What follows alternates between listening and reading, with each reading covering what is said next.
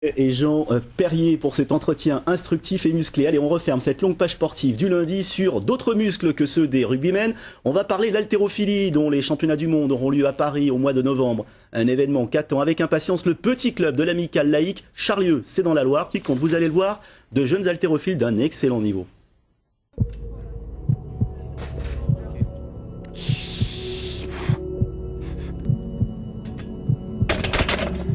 Il n'y a pas bien sur cette barre. Alors là, il y a 130.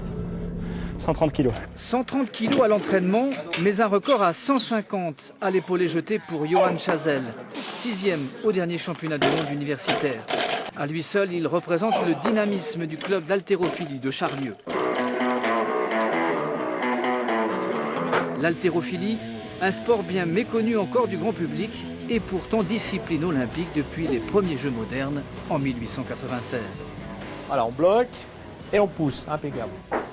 L'arraché et l'épaulé jeté sont les deux disciplines de l'haltérophilie. Sport de force par excellence, il n'est curieusement pas réservé uniquement aux plus gros bras. Il faut être souple, il faut être très explosif.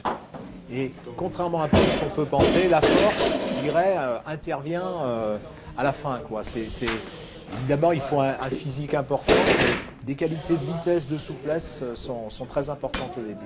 Sport universel, l'haltérophilie s'adresse au plus grand nombre, y compris aux dames.